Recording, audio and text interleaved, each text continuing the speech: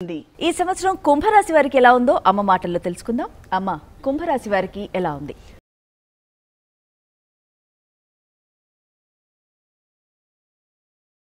కుంభరాశి వారికి ఆదాయం 14, వ్యయం 14, రాజపూజ్యం 6, అవమానం 1. ఈ సంవత్సరం కుంభరాశి వారికి సామాన్య ఫలితాలు గోచరిస్తున్నాయి. లగ్నంలో శని, ద్వితీయ స్థానంలో రాహువు, తృతీయ చతుర్థ స్థానాలలో గురుగ్రహ సంచారం, అష్టమ స్థానంలో కేతువు, గురుశుక్ర మౌఢ్యములు, రవిచంద్ర గ్రహాలు ప్రధానమైనటువంటి ఫలితాలను నిర్దేశిస్తున్నాయి. దీర్ఘకాలికమైనటువంటి సమస్యల నుండి బయటపడగలుగుతారు. ఆర్థిక పురోగతిని సాధించగలుగుతారు. వృత్తిలో మంచి అవకాశాలని అందుకోగలుగుతారు. స్వల్పమైనటువంటి మార్పులతో స్వయంకృతాపరాధాలు లేకుండా విజయాన్ని అందుకోగలుగుతారు. ఓర్పు, నేర్పు, సహనంతో విజయాన్ని అందుకోగలుగుతాము అన్న విధంగా కొంతమందికి స్ఫూర్తిదాయకంగా మీరు నిలిచిపోగలుగుతారు. ఊహించని మార్గాల ద్వారా ఆదాయాన్ని అందుకోగలుగుతారు. ఒకానొక అవకాశాన్ని సద్వినియోగపరుచుకొని వ్యాపారాన్ని విస్తరింపజేసే ప్రయత్నాలు కలిసి వస్తాయి. కుటుంబంలో సఖ్యత, ఐకమత్యత లోపిస్తుంది. క్రితం తీసుకున్న రుణాలని సక్రమంగా చెల్లించడం ద్వారా మనశ్శాంతిని తిరిగి సంపాదించుకోగలుగుతారు.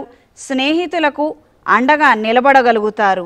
చిన్న పెద్ద అనారోగ్య సమస్యలతో సతమతమయ్యే విధంగా పరిస్థితులు ఏర్పడతాయి. సొంత వైద్యం చేదు అనుభవాలకి కారణమవుతుంది. దూర ప్రాంతాలలో ఉన్న మన వారి యోగక్షేమాల కోసం ఎక్కువగా పరితపిస్తారు. మానసికంగాను శారీరకంగాను శ్రమించే అవకాశం ఏర్పడుతుంది. కార్యాలయంలో మీకున్నటువంటి గుర్తింపు మరింతగా పెరుగుతుంది. కొత్త ప్రాజెక్టులని, వ్యాపార విస్తరణని చేయగలుగుతారు. అమ్మ, మరి ఈ సంవత్సరంలో వీరికి ఎటువంటి సమస్యలు ఎదురవుతాయి, అలాగే వాటిని వారు ఎలా అధిగమిస్తారు? ఈ సంవత్సరం శనైశ్వరుడి యొక్క ప్రతికూలమైనటువంటి ప్రభావమే కొద్దిగా ఎక్కువగా ఉన్నదని చెప్పుకోవచ్చు. కాబట్టి వీరికి శారీరక శ్రమ, మానసిక అలసట ఎక్కువగా ఉంటుంది. కొన్ని సందర్భాలలో అష్టదిగ్బంధనం జరిగినట్టుగా అన్ని వైపుల నుండి సమస్యలే ఉంటాయి. అడుగు తీసి ముందుకు వేయలేని పరిస్థితులు, పరిణామాలు ఎక్కువగా ఏర్పడుతుంటాయి.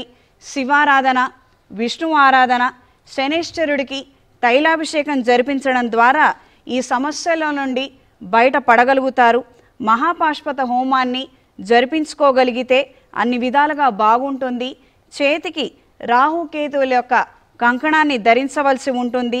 ప్రతిరోజు శ్రీ ఆంజనేయ స్వామి వారి స్తోత్రాన్ని క్రమం తప్పకుండా చదవవలసి ఉంటుంది.